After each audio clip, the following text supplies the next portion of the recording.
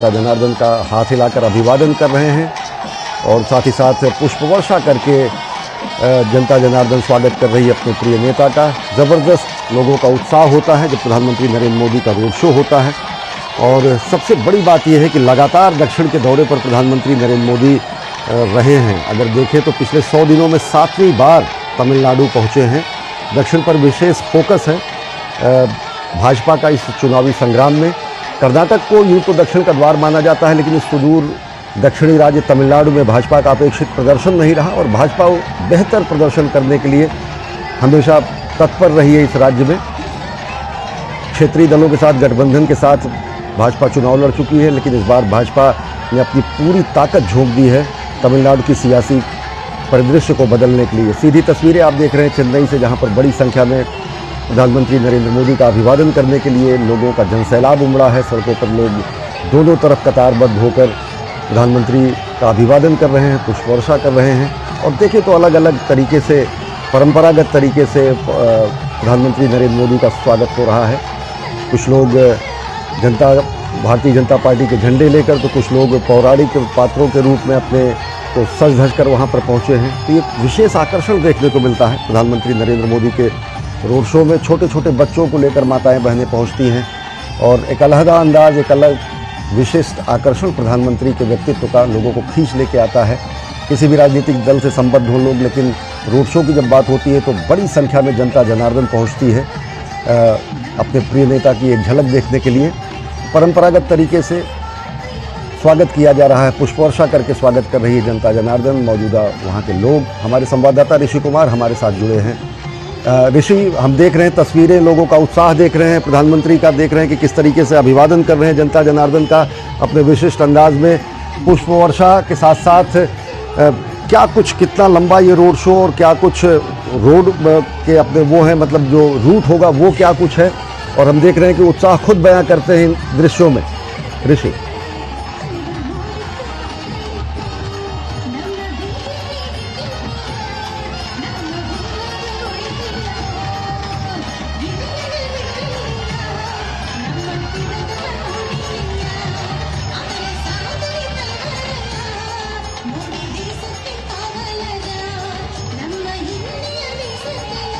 हम अपने संवाददाता ऋषि कुमार से जुड़ने की कोशिश करेंगे। ये सीधी तस्वीरें हमें मिल रही हैं चेन्नई से। प्रधानमंत्री नरेंद्र मोदी की एक झलक देखने के लिए लोगों का जनसैलाब उमड़ पड़ा है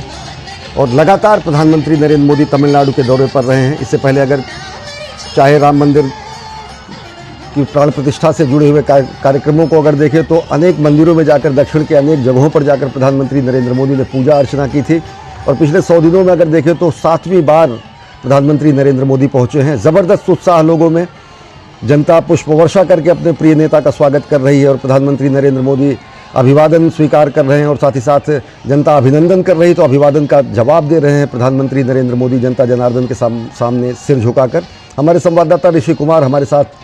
जुड़े हुए हैं। ऋषि, आपसे जानना चाहेंगे, अगर देखें लगातार प्रधानमंत्री का ये दौरा दक्षिणी राज्य तमिलनाडु में, अगर देखें तो ये कहा जा रहा है कि पिछले 100 दिनों में 7वीं बार प्रधानमंत्री नरेंद्र मोदी पहुंचे हैं तमिलनाडु। दृश्य खुद बयां करते हैं लोगों का उत्साह, लोगों का जज्बा, लोगों का प्रधानमंत्री के प्रति आकर्षण कि किस तरीके से पुष्प वर्षा करके लोग अभिवादन कर रहे हैं, सेल्फी लेना चाह रहे हैं, इन दृश्यों को कैद करना चाह रहे हैं। क्या कुछ रूट है इस रोड शो का और साथ ही साथ किस तरीके का उत्साह दिखता है जनता के बीच में? ऋषि, देखिए सुनी, पॉन्टी बाजार श्रीनगर चेन्नई का ये इलाका है जहां पर प्रधानमंत्री नरेंद्र मोदी इस समय जनता से सीधे संवाद कर रहे हैं उस माध्यम से जिसमें कि वो रोड शो के जरिए अभिवादन कर रहे हैं। जनता यहां पर उनका अभिवादन करने के लिए यहां पर एकत्रित हुई है। और हम जानते हैं कि चेन्नई की जो संस्कृति है, जो तमिलनाडु की जो संस्कृति है, उसको उन्होंने सीधे जोड़ा है। और पिछले अगर हम उनके यात्राओं के दौरान देखें, खासतौर से तमिलनाडु की यात्राओं के दौरान उन्होंने इस बात को रेखांकित किया है कि जो भारत की जो सांस्कृतिक सौहार्द है और काशी और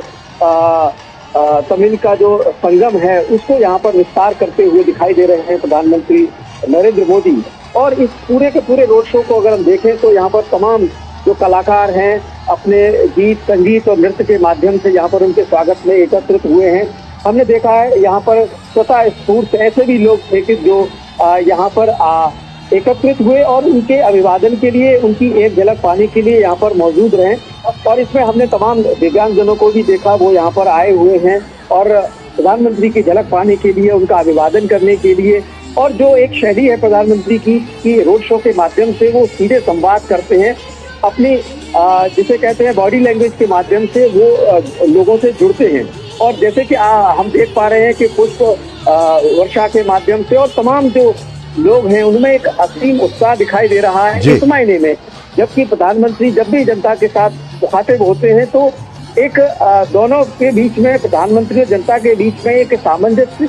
और एक जिसे कहते हैं तारतम्य बनता हुआ भी दिखता है। यहाँ पर हमने तमाम लोगों से बात की तो उन्होंने यही बताया कि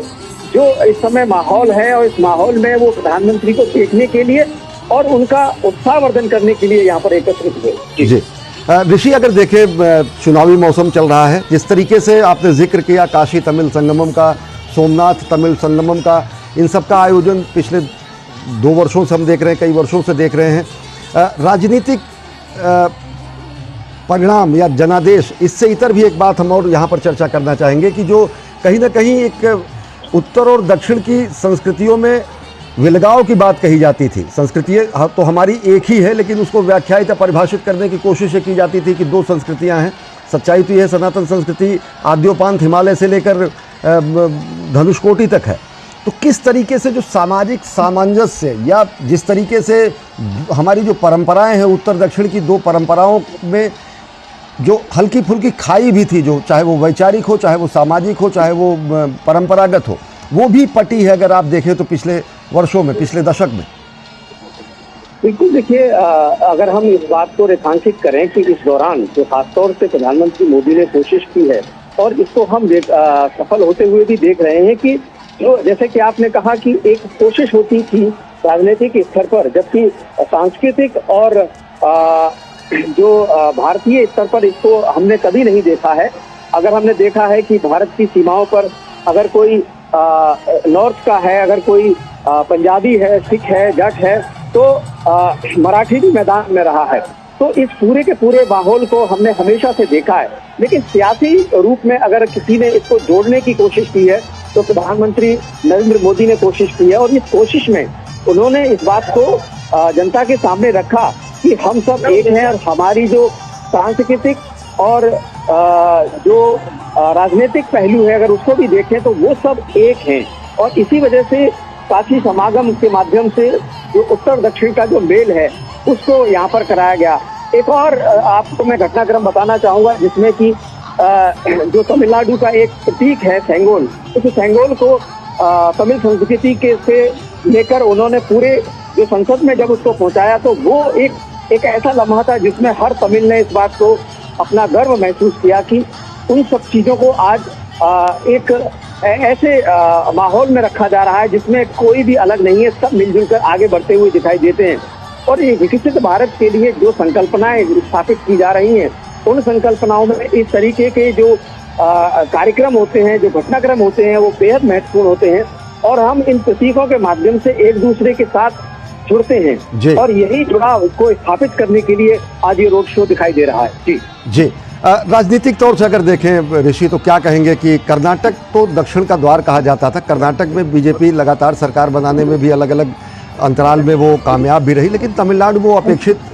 सफलता भारतीय जनता पार्टी को नहीं मिली। अब इस पूरे प्रयास को या फिर इस तरीके के रोड शो को या इस तरीके से लगातार चुनावी धारदार प्रहार को, चुनावी प्रचार को, क्या आप मान के चलते ये भाजपा का दक्षिणा पथ अभियान है?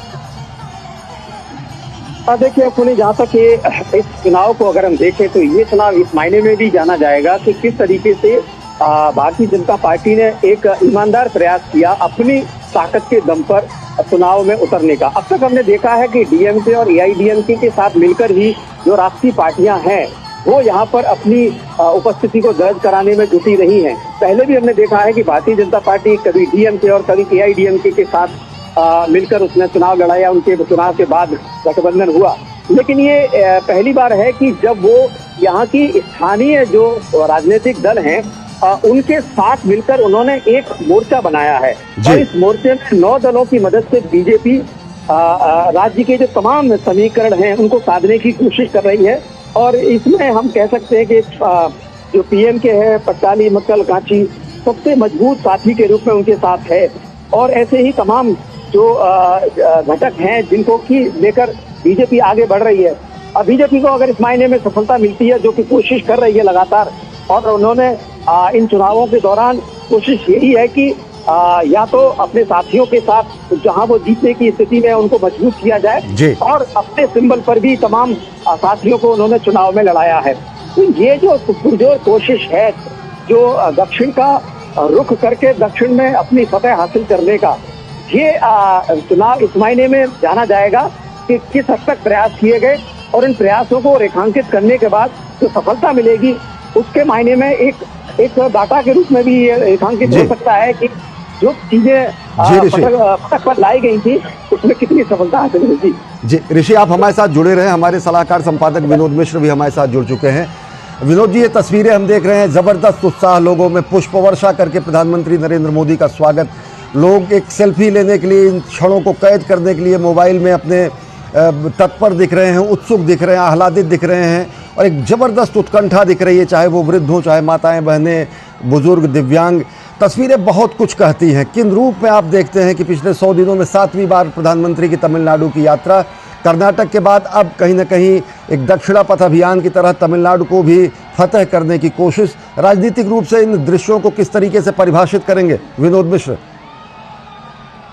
देखिए, मैं अभी सुन रहा था आपने रिपोर्टर ऋषि कुमार को, और ये मैं देख रहा हूँ जब ये दृश्य को, तो मैं कह सकता हूँ कि ये अद्भुत, अकल्पनीय,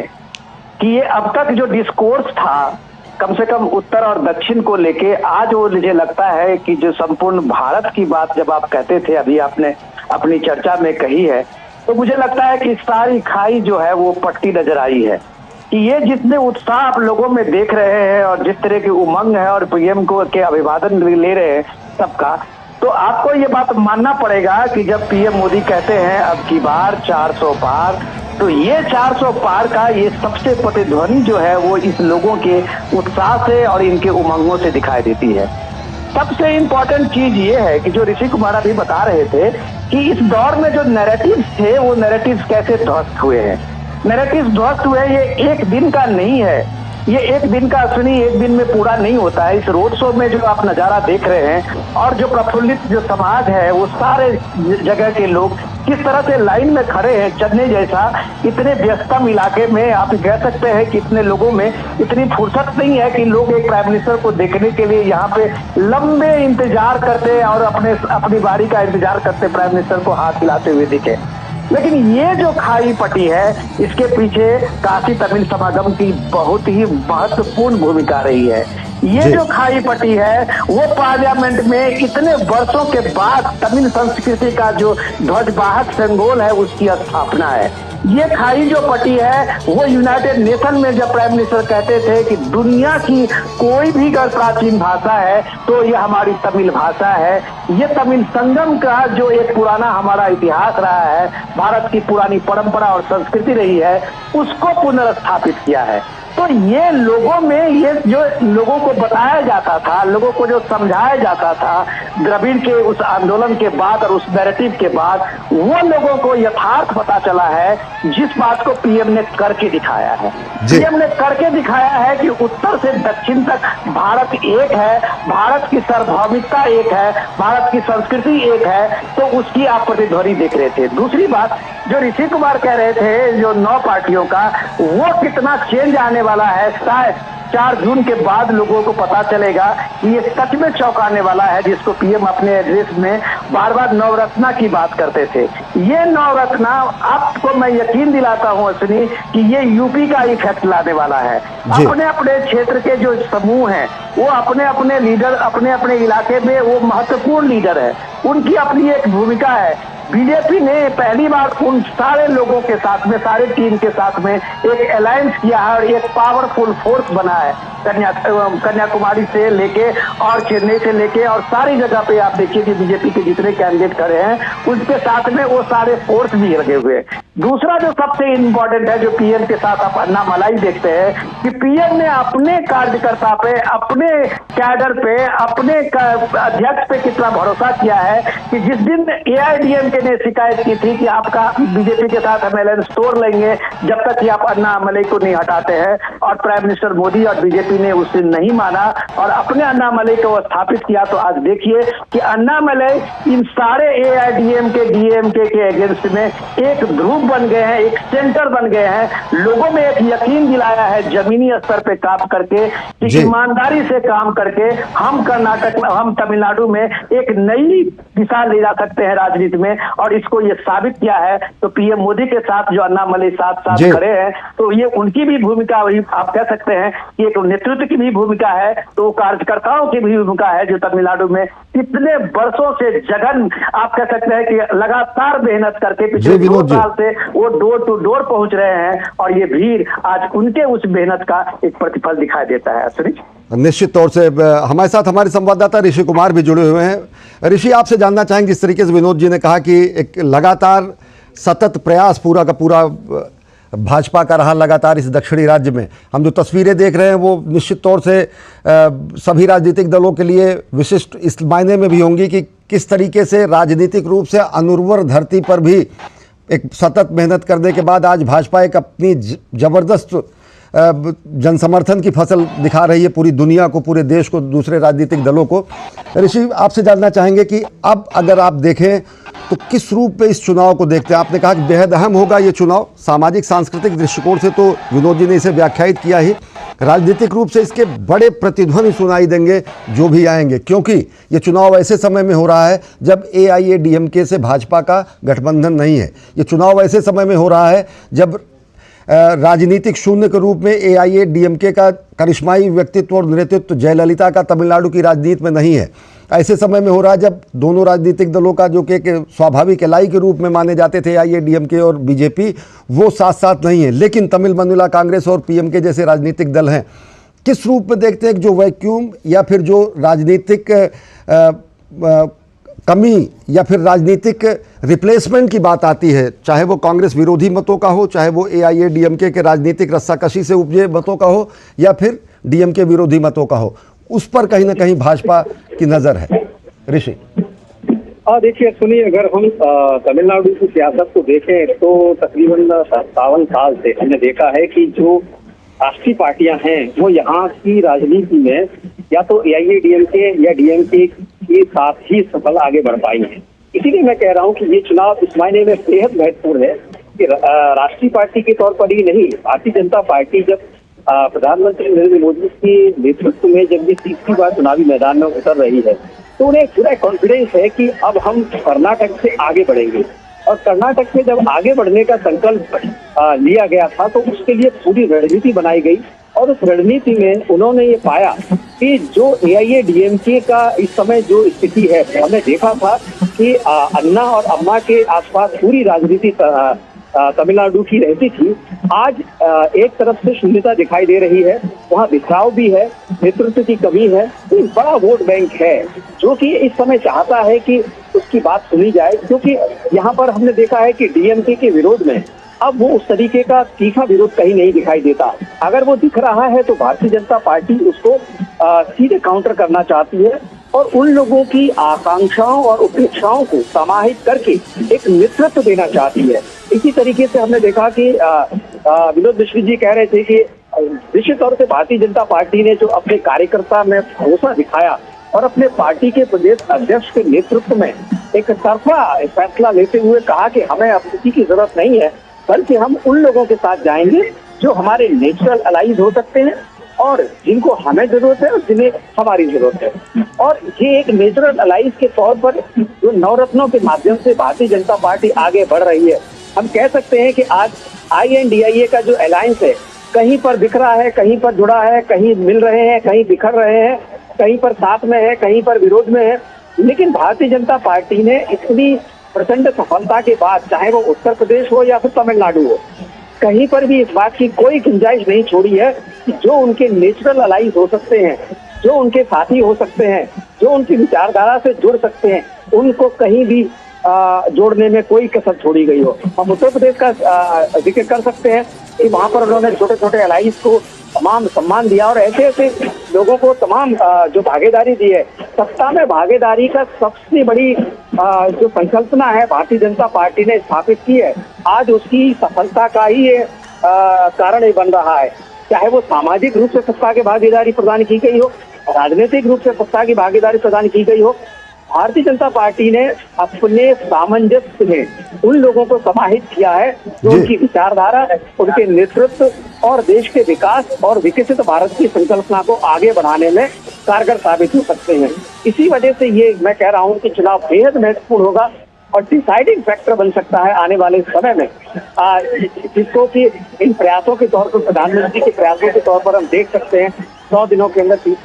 7वीं बार वो उनका जो यात्राएं हो रही हैं। कल भी हम देख रहे हैं कि उनका एक बड़ी जनसभा को संबोधित करेंगे। लगातार जिस तरीके से कल उनकी 2 जनसभाएं हैं तमिलनाडु में, तो लगातार वो जब जनता के साथ जुड़ रहे हैं तो इसका कहीं ना कहीं परिणाम जरूर आएगा।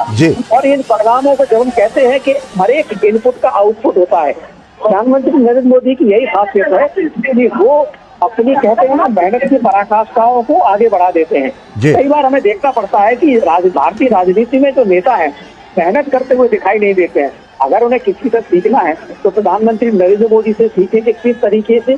जहाँ पर शून्यता है वहां पर वो शिखर में उसको कन्वर्ट करते हैं। ये तमाम चीजें हैं जो सियासी तौर पर प्रधानमंत्री नरेंद्र मोदी को एक ऐसे नेता के रूप में स्थापित करती है आजादी के बाद, जो हर चीज को जिम्मेदारी से लेता है और हर चीज की जिम्मेदारी को आगे बढ़ाते हुए जनता के साथ संवाद करता है। तो ऐसे नेतृत्व में जब जनता का भरोसा बढ़ता है तो उसके परिणाम बहुत सकारात्मक होते हैं। और ये परिणाम हमने त्रिपुरा में देखे हैं। सुनिए, अगर कोई भरोसा नहीं कर सकता था कि वहां पर त्रिपुरा में भारतीय जनता पार्टी इतने प्रचंड बहुमत से वहां पर सरकार बनाएगी, तो ये जो तमाम कायाकल्प हुआ है, इसमें जो रणनीति है, जो सामंजस्य है, सहभागिता है, साझेदारी है, ये बेहद महत्वपूर्ण है। क्योंकि जब तक हम सहभागिता और साझेदारी को विस्तार नहीं देते हैं, राजनीतिक विस्तार देना बड़ा मुश्किल होता है। सुनिए, इस तरह हम तमाम दृश्यों को देख रहे हैं, जिस तरह जनता में तमाम उत्साह है और लोग नारे लगा रहे हैं, पुष्प वर्षा कर रहे हैं और प्रधानमंत्री जिस तरीके से उनका अभिवादन ले रहे हैं, निश्चित तौर से भी आज वो एक विशेष तरीके की ऊर्जा लेकर यहाँ से जाएंगे। शायद भारतीय जनता पार्टी की भी वो चुनावों में काफी कारगर साबित। ऋषि, ये इसी में एक चीज और जोड़ना चाहेंगे, इस तरीके की जो दृश्य हम देख रहे हैं, इस तरीके की दीवानगी हमने नेताओं के प्रति दक्षिण में देखी है, वह माफ करिएगा अभिनेताओं के प्रति दक्षिण में देखी है। पूरी की पूरी दक्षिण की राजनीति अभिनेताओं से भरी पड़ी रही है। किसी नेता को इस तरीके का विरला दृश्य है कि इस तरीके से जनता जनार्दन का जबरदस्त उत्साह मिलता दिखाओ। बिल्कुल, देखिए असीम, हम कहते थे ना पहले क्राउड पुलर हमें चाहिए होते थे सियासत में। तमाम राजनीतिक दल इस बात की कोशिश करते थे कि कुछ ऐसे लोगों को पार्टी में शामिल किया जाए जिससे कि लोग उन्हें देखने के लिए आए। आज भारतीय राजनीति में प्रधानमंत्री नरेंद्र मोदी ने अपने आप को स्थापित किया है और वे क्राउड पुलर बन गए हैं। लोग आज उनको देखने आ रहे हैं। आज भारतीय जनता पार्टी को किसी अभिनेता की जरूरत नहीं है। आज प्रधानमंत्री नरेंद्र मोदी का जो कार्य है, जो कामकाज है और जो शैली है, उसको यहाँ पर हम रेखांकित होते हुए देख रहे हैं। जबकि प्रधानमंत्री नरेंद्र मोदी के अभिवादन में हम देख रहे हैं कि दोनों तरफ यहाँ पर हम जो अभिवादन करते हुए जो लोग हैं, ये उस समय जो नारे हैं, मोदी के नारे वो लगाते हुए लोग यहाँ पर दिख रहे हैं। और अभिवादन के साथ साथ जो एक सामंजस्य दिख रहा है, जो नेता और जनता के बीच में जो कनेक्ट है, वो यहाँ पर दिख रहा है। और राजनीतिक रूप से हम देखें तो प्रधानमंत्री मोदी इस बात को कभी नहीं भूलते हैं तो अपना जो चुनाव का जो सिंबल है वो दिखाया जाए। उनके हाथ में सिंबल है और इस सिंबल को जनता भी लिए हुए है और नेता भी लिए हुए हैं। यही ताकत है प्रधानमंत्री मोदी के रोड से। जी ऋषि, आप हमारे साथ बने रहे। हमारे साथ विनोद मिश्र भी जुड़े हुए हैं। विनोद जी, तस्वीरें किसी राजनीतिक दल की नींद उड़ा देने के लिए पर्याप्त है, विपक्षी राजनीतिक दलों की, क्योंकि जिस तरीके से दक्षिण की राजनीति कहीं ना कहीं क्षेत्रीय छत्रपों और क्षेत्रीय दलों पर ही समाहित थी। राष्ट्रीय स्तर के जो राजनीतिक दल थे उनकी वहां पर उतनी पैठ नहीं थी, पहली बार दिख रहा है। हल्का सा हम जिक्र ये करेंगे कि केवल ये राजनीतिक यात्रा के ही रूप में न देखा जाए। प्रधानमंत्री नरेंद्र मोदी का जो, चाहे वो साउथ का कनेक्ट हो, चाहे वो श्रीनगर किसी जम्मू कश्मीर का कनेक्ट हो, याद दिलाना चाहेंगे 1991-92 में जब एकता यात्रा हुई थी, डॉक्टर मुरली मनोहर जोशी की उस यात्रा के संयोजक के रूप में प्रधानमंत्री नरेंद्र मोदी ने तमिलनाडु कन्याकुमारी से श्रीनगर की पूरी यात्रा की। ये पूरा 30, 33, 34 वर्षों का जो पूरा का पूरा तप और तपस्या है वो कहीं ना कहीं भी एक बार फलीभूत होती दिखती है तब, जबकि अब राजनीतिक रूप से उसके लाभ भी लिए जाने की स्थितियां बन रही हैं। विनोद जी, नहीं, मैं सुन रहा था, आप अभी ऋषि जी से पूछ रहे थे, मुझे बहुत शानदार ये सवाल लगा था कि तमिलनाडु में जो लोगों की ये ललक है और जो लोगों में जो उत्साह है, उमंग है सड़क पे चलते हुए, अभी प्राइम मिनिस्टर का लगभग ये काफिला कम से कम मुझे लगता है 3 से 4 किलोमीटर का ये चल चुका होगा काफिला, लेकिन आज तक तमिलनाडु में ये भीड़ जो है, जो चीयर्स है, वो अभी तक फिल्मी सितारों को और फिल्म से जुड़े हुए लोगों को ही मिलता था। ये बात हमने देखी है राजनीति में, आपने भी देखी होगी, चाहे वो AIADMK का जयललिता हो या अन्ना दुबे का आप देख लीजिए, करुणानिधि का देख लीजिए, सारे लोग फिल्म के बैकग्राउंड से आते थे और तब लोग उनको जानते थे। जब ये स्क्रीन पे पॉपुलर हुए हैं, अपने अपने किरदार में पॉपुलर हुए हैं, तो जनता ने उनको सर आंखों पे बिठाया और उनको एक मान लिया कि ये हमारे हीरो हैं। लेकिन राजनीतिक शख्सियत के रूप में आज अगर ये देश देख रहा है उस तमिलनाडु के चेन्नई से, अगर वो देश देख रहा है कि एक नेता के लिए भी लोगों में ये जिज्ञासा है, एक नेता के लिए भी लोगों में वो भावना है जो उसको चीयर्स करने के लिए अपने घरों से बाहर निकल के घंटों का इंतजार कर रहे हैं, तो आप मान सकते हैं कि ये डिस्कोर्स पीएम मोदी ने तो बदला है। जो रियल लाइफ और रियल लाइफ की बात आप जब करते हैं, तो प्राइम मिनिस्टर मोदी ने अपने रियल लाइफ में जो एक हीरो बन के दिखाया अपने संघर्ष पथ के 50 साल का, वो मुझे लगता है कि जनता उन्हें मानती है इस बात को कि पीएम मोदी ने डेफिनेटली इस देश के लिए और इस देश के संघर्ष में अपने को स्थापित किया है। तो डेफिनेटली आप कह सकते हैं इस देश के जनमानस के वो हीरो है। तो चेन्नई में इस भीड़ को देख के जब एक बात और मुझे याद आती है, आपने बहुत शानदार सवाल किया था कि लोग वहां रेसिप्रोकेट करते हैं, नेता हो या अभिनेता, लोग खुल के आते हैं। आप में हैरानी नहीं होगी, और पार्टियों की रैली निकल रही है और पार्टियों के रोड शो हो रहे हैं, लोग आते हैं, लोग उसके भीड़ में जुटते हैं, लेकिन ये जो उत्साह है, ये जो उमंग है, ये जो फूल बरसाते हुए सड़क के दोनों किनारे आप देख रहे हैं, ये शायद कम ही लोगों ने देखा होगा। हमने तो शायद पहली बार देखा है इस दौर में। ये सब अद्भुत इसलिए भी हो रहा है, जब आपको मैंने बताया ना कि जब आप उस नैरेटिव्स को खत्म करते हैं, जब आप इस नैरेटिव को खत्म करते हैं। अभी 5 राज्यों के चुनाव हुए थे, अश्विनी आपको याद होगा कि जैसे ही चुनाव में कांग्रेस पार्टी की बुरी तरह से हार हुई थी, तो एक डिस्कोर्स तमिलनाडु से शुरू हुआ कि मोदी सिर्फ उत्तर भारत की पार्टी, ये बीजेपी रह गई है, दक्षिण में इनका कोई सरोकार नहीं है। लेकिन पीएम मोदी ने इस रोड शो में उन सारी चीजों को झूठ का करार दिया है, और ये झूठा करार देने से वो कनेक्शन कैसे जोड़ा है आपको बेहतर याद होगा कि रामलला प्राण प्रतिष्ठा का जो समारोह था और पीएम ने जिस समय में 11 दिनों का वो संकल्प लिया था, तो उसकी शुरुआत उन्होंने कन्याकुमारी से की थी। तो रामलला विराजमान अयोध्या में आ रहे थे, मंदिर उनकी प्राण प्रतिष्ठा की अयोध्या में हो रही थी, लेकिन संकल्प की शुरुआत तो कन्याकुमारी से हो रही थी। ये कनेक्शन जो भारत का है उस समय में लोग नहीं समझे थे, लेकिन आज ये देश देख रहा है कि वो कनेक्शन क्या होता है। तो इस तरह की चीजें जब हम लोग इस बात की चर्चा कर रहे थे, ऋषि ने बहुत शानदार तरीके से उसको रखा पॉलिटिकल डेवलपमेंट को, तो ये बात माननी पड़ेगी कि ये एक दिन में नहीं होता है, ये एक दिन की कुछ यात्रा से नहीं बात बनती है, ये सतत प्रयास होता है लोगों के बीच जाने का। और विनोद जी, मैंने जिक्र किया कि 1991-92 की एकता यात्रा की भी, जिसकी शुरुआत डॉक्टर मुरली मनोहर जोशी के साथ हुई और समापन श्रीनगर हुआ। डॉक्टर मुरली मनोहर जोशी डिफरेंटली, और मैं कह रहा हूँ कि इस बार पीएम ने कन्याकुमारी से शुरू की थी। तो आप इस बात को, हमें इस बात को यकीन मानना पड़ेगा कि पीएम का जो प्लान है और पीएम जिस प्लान को लेके आगे बढ़ते हैं, ये बाद में लोगों को पता चलता है और लोग बताते हैं, चौंकते हैं कि कि ऐसा कैसे हो गया, लेकिन इसकी पृष्ठभूमि बहुत लंबे गहन चिंतन और उसकी प्रक्रिया से गुजरती है। और उसके बाद जब पीएम एक रोड शो लेके आते हैं और जब ये नजारा हम देखते हैं तो लोग सच में चौंक जाते हैं कि क्या तमिलनाडु में, क्या चेन्नई में इस तरह के रोड प्रदर्शन और इस तरह के लोगों की स्वीकृति,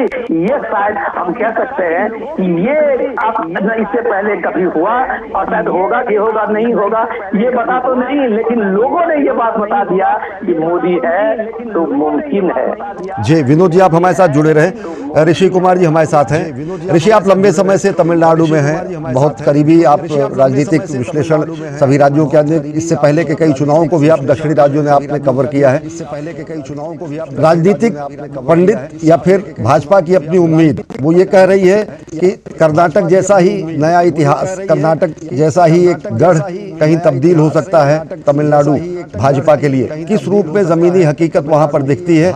ये माना जा रहा है कि जिस तरीके से आक्रामक प्रचार शैली हो, चाहे उनके आक्रामक प्रदेश अध्यक्ष हो, एक नया आकर्षण कहीं ना कहीं, और साथ ही साथ नया जो राजनीतिक वैक्यूम या निर्वात है उसका भी स्थान ग्रहण करने की कोशिश में है, बिल्कुल। देखिए असली ये बेहद महत्वपूर्ण है, क्योंकि जब राजनीतिक फलक पर जब सियासत को आगे बढ़ते हुए हम देखते हैं तो उसमें सबसे महत्वपूर्ण बात ये होती है कि किन मुद्दों के साथ आप आगे बढ़ रहे हैं, किस रणनीति के साथ आगे बढ़ रहे हैं, और उन मुद्दों और रणनीति में जो संभावनाएं हैं क्या वो वास्तव में हैं। तो ये जो चीजें हैं इन सबको बीजेपी ने भापा है और उस तरीके से इस पूरी की पूरी कहानी में वो इस बात को रेखांकित कर सकते हैं कि आज तमिलनाडु की राजनीति में उन्हें इस बात का अवसर मिला है कि एक ईमानदार प्रयास किया जाए तो उसको सफलता में बदला जा सकता है। और इसी प्रयास के रूप में उन्होंने अपने स्थानीय नेता को फलक पर शीर्ष पर लाए और उनके जो प्रयास रहे हैं उसमें असली मैंने देखा है कि जो युवा हैं उनके बीच में वो काफी लोकप्रिय हो रहे हैं और हुए हैं, क्योंकि जो युवा हैं वो मुझे लगता है कि इस राजनीति में, खासतौर से तमिलनाडु की राजनीति में एक नया पैराडाइम शिफ्ट कर सकते हैं। क्योंकि अभी तक जो युवा हैं उन्होंने दो ही तरीके की राजनीति देखी है, डीएमके और एआईडीएमके। हालांकि जो द्रविड़ आंदोलन है उसने तमिलनाडु की राजनीति को बहुत ज्यादा गहरा किया था, लेकिन उसी आंदोलन से आगे बढ़कर आज तमिल और काशी संगम को एक सांस्कृतिक पहचान के रूप में आगे बढ़ाते हुए बीजेपी दिख रही है। ये एक सियासी मायनों में ही नहीं बल्कि देश के सामाजिक और सांस्कृतिक पहलुओं को भी एक नया पैराडाइम शिफ्ट दे सकता है, क्योंकि इससे हम ये स्थापित करने में सफल हो सकते हैं कि किस तरीके से बीजेपी ने प्रयास किए, उसकी क्या क्या संभावनाएं थी और उन संभावनाओं को किस तरीके से ईमानदारी से उसका प्रयास किया गया। मैं इस शब्द का प्रयोग कर रहा हूं कि ईमानदारी प्रयास इसलिए है क्योंकि भारतीय जनता पार्टी ने अपने जो अध्ययन के बाद और विश्लेषण के बाद ये पाया कि उन्हें क्या क्या संभावनाएं इसलिए जिनको कि वो जोड़कर आगे बढ़ सकते हैं, और वो नवरत्नों का जो संकल्प है और जो संकल्पना है वो बताती है कि वो किस तरीके से एक विशेष जानकारी के आधार पर, डाटा के आधार पर इन चीजों को तय कर रहे हैं। जो उनके सहयोगी और साथी बन सकते हैं उन्हीं को जोड़कर आगे बढ़ना चाह रहे हैं। वो ऐसा नहीं है कि किसी राष्ट्रीय पार्टी के तौर पर आते हैं और अपना दमखम दिखाकर जीत को सुनिश्चित करना चाहते हैं, नहीं, वो यहाँ की स्थानीय संस्कृति और नेतृत्व को आगे लेकर उनके साथ मिलकर आगे बढ़ना चाहते हैं। ये बेहद महत्वपूर्ण पहलू है और इस वजह से मुझे लगता है कि जब भी बीजेपी को इसमें जो तो चुनावों के परिणाम के वक्त ही पता चलेगा, लेकिन जब सफलता मिलेगी तो उस समय इन सब चीजों का विश्लेषण किया जाएगा कि किस तरीके से जो प्रयास की गई थे उनका ये परिणाम हमें मिला। निश्चित तौर से ये चीजें जनादेश में आएंगी, लेकिन ये तस्वीरें अद्भुत हैं, विलक्षण हैं और विपक्षी राजनीतिक दलों के लिए कहीं ना कहीं राजनीतिक रूप से उन्हें सचेत करने के लिए भी है, रणनीतिक तौर से उन्हें जागृत करने के लिए भी है। ज़बरदस्त जनसैलाब उमड़ा है चेन्नई की सड़कों पर। प्रधानमंत्री नरेंद्र मोदी की एक झलक पाने के लिए हज़ारों की संख्या में सड़कों के दोनों किनारों पर युवा, महिलाएं, बच्चे, बुजुर्ग, दिव्यांग, हर कोई पहुंचा है और प्रधानमंत्री नरेंद्र मोदी अभिवादन स्वीकार कर रहे हैं। जनता के अभिनंदन का वो अभिवादन स्वीकार कर रहे हैं, जनता जनार्दन का आशीर्वाद ग्रहण कर रहे हैं, नतमस्तक है जनता जनार्दन के सामने, और साथ ही साथ भाजपा के चुनाव चिन्ह कमल को हाथ में थामे कहीं ना कहीं अपील भी कर रहे हैं इस लोकसभा के चुनावी समर में भाजपा को और ज़्यादा जनाधार देने के लिए। हमारे साथ हमारे सलाहकार संपादक विनोद मिश्र जी भी जुड़े हुए हैं। विनोद जी, से पहले ऋषि जी ने जिस तरीके से बताया कि ये बहुत ईमानदारी भरा प्रयास किया गया, इससे पहले मैं कह रहा था कि ये आज की स्थिति नहीं है। इससे पहले चर्चा की गई काशी तमिल संगमम, सोमनाथ तमिल संगमम, ये सब क्या विपक्षी दल ये कह सकते हैं कि केवल संयोग नहीं है, चुनावी प्रयोग है। लेकिन विनोद जी, एक चीज़ मैं जानना चाहूँगा कि जब प्रधानमंत्री जी को धनुष कोटि में लोग ध्यान लगाते देखते हैं,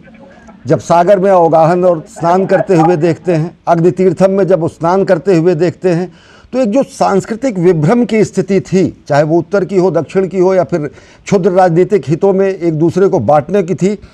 राजनीति से भी इतर कहीं ना कहीं उन खाइयों को भी पाटने का काम होता है जब ये दृश्य लोग देखते हैं। और वो खाई पटती हुई भी दिखती है इन दृश्यों में, मौजूदा दृश्यों में।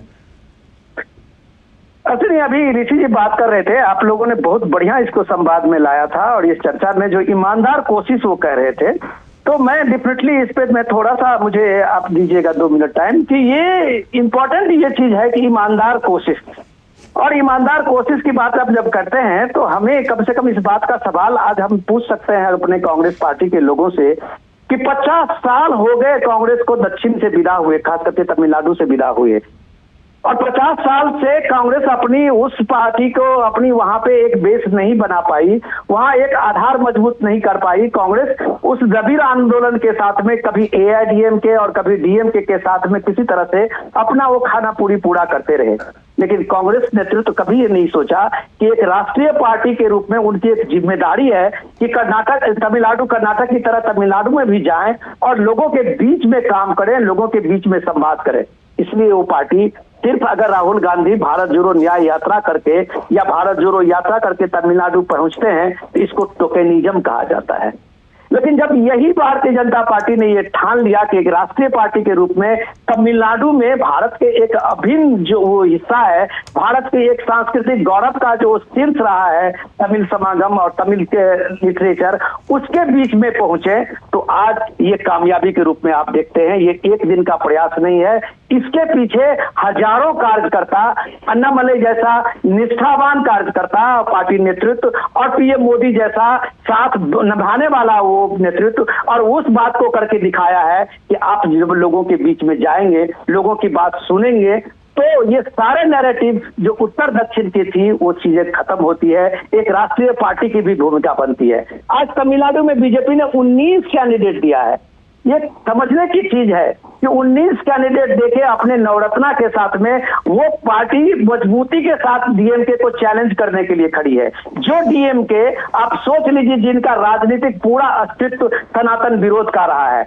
अभी आपने जैसे देखा कि अन्नामलई और बीजेपी का वहां कद बढ़ा, लोगों के बीच संपर्क बढ़ा, तो आपने देखा कि उदयनिधि स्टालिन ने लगातार कैंपेन चलाया सनातन के अगेंस्ट में, कॉलेजों में, स्कूलों में एक तरह से सेमिनार कराना शुरू किया कि सनातन का खात्मा, और वो एक तरह से उस चीज को पिछले 50 साल पुरानी उस परंपरा को लाना चाह रहे थे, एक विद्वेष समाज में लाना चाह रहे थे। उस सारे नैरेटिव को कहीं जगह नहीं मिली।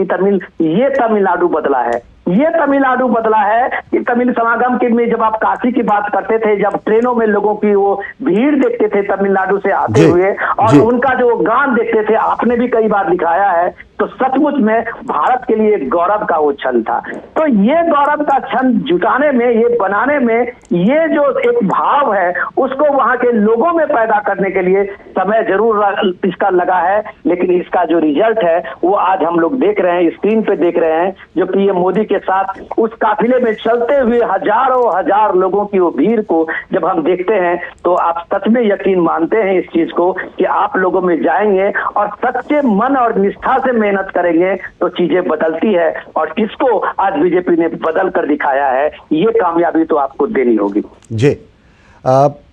हमारे साथ हमारे संवाददाता ऋषि कुमार भी जुड़े हुए हैं। ऋषि, ये दृश्य जो हैं, ये जनसमर्थन, ये जनसैलाब किस रूप में आप देखते हैं? ये शहरी क्षेत्र है, ग्रामीण क्षेत्र और शहरी क्षेत्र के अलग अलग राजनीतिक समीकरण होते हैं,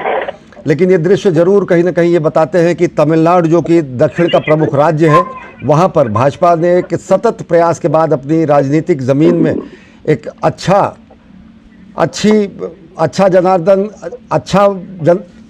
जनता जनार्दन से समर्थन उन्हें हासिल है, क्योंकि बड़ी संख्या में लोग सड़कों के किनारे पहुंचे हैं प्रधानमंत्री नरेंद्र मोदी का अभिवादन करने के लिए।